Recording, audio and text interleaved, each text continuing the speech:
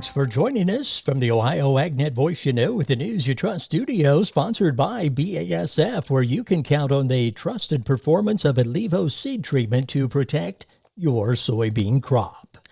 Neil has an update from the Ohio corn and wheat growers. Joining me is Gary Puckett, Director of Communications for Ohio Corn and Wheat.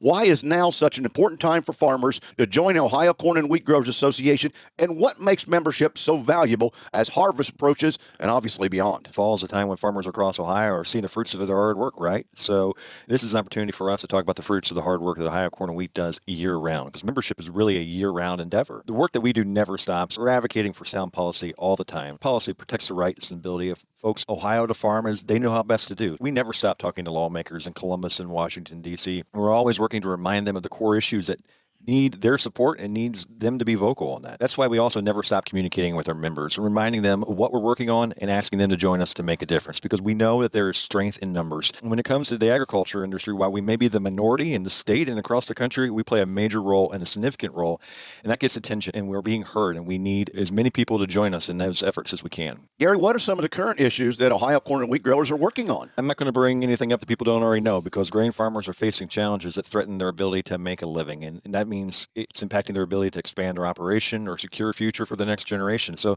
now is the time not to stand on the sidelines. We need as many people in the fight as we can. So the Ohio Corn and Wheat Growers Association is leading on major issues like fighting for year-round nationwide E15 to drive demand for Ohio corn, securing trade wins, but most importantly, defending your right to use important crop protection tools and shaping state policies that are going to protect profitability. Thank you, Gary Puckett, Director of Communications for Ohio Corn and Wheat. You can find out more about Ohio Corn and Wheat and how to become a member at ohiocornandwheat.org. Farm groups are warning the White House that tariff war is making already high fertilizer prices worse. That's making it harder for farmers to afford to plant their typical amounts of corn, soybeans, and wheat. Politico said ag industry representatives have hesitated to publicly criticize Trump's trade policies, but some have spent recent months quietly lobbying lawmakers and administration officials to ease the impact on fertilizer prices, which can make up over 30% of the input costs for row crop farmers. A recent letter from the National Corn Growers Association to administration officials like U.S. Trade Representative Jamison Greer said fertilizer prices are approaching disastrous levels.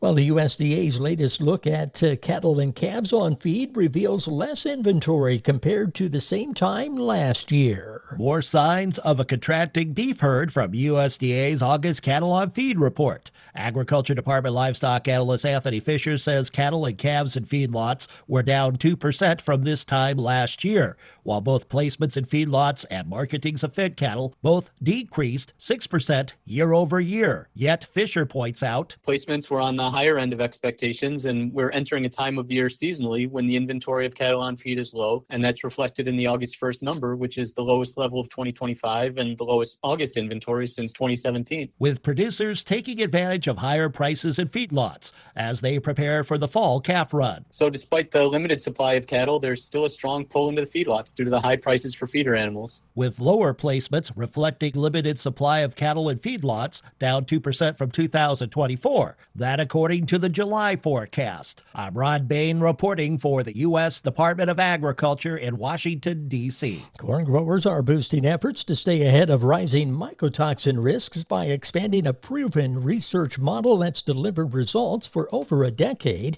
The Aflatoxin Mitigation Center of Excellence is now becoming the Mycotoxin Mitigation Center of Excellence, broadening its focus to address a full spectrum of mycotoxins. The markets, they're next. Nearly 90% of farmers say that financial worries, constantly changing market conditions, and other uncontrollable variables take a toll on their mental well-being. Add in the weather and family dynamics, well, it's a lot to handle alone. But did you know farmers and their families can receive free confidential services from licensed professionals? Support is available 24/7 to help with the challenges you face. Look for Farm Family Wellness Alliance under the Resources tab at farmfoundation.org. Take care of yourself. Your well-being matters. For farmers, it can be a challenge to navigate life from time to time, and agriculture can magnify those moments. Hi, I am Nathan Brown, a Highland County farmer and a member of the Ohio Farm Bureau Board of Trustees. Farmers, you are not alone. Help is available if you're dealing with stresses of farming. If you or someone you know is struggling with stress, text 4HOPE to 741-741 or visit go.osu.edu/agcrisis. A message from the Ohio Farm Bureau Federation. The market's brought to you by Seed Consultants, simply better performance, online at seedconsultants.com. At the Board of Trade, September corn $3.89 1/4 up 1. December corn $4.12 1/4 up 3/4 cent. September beans $10.25 1/2 down 11. November beans $10.47 3/4 down 10 3/4. September wheat up 2 cents at $5.06 3/4. At the Mercantile Exchange, August cattle $240.22 up 27 cents. October hogs $91.40 up 20 cents. September feeder cattle $361.90 down 77 cents. This is the Ohio AgNet.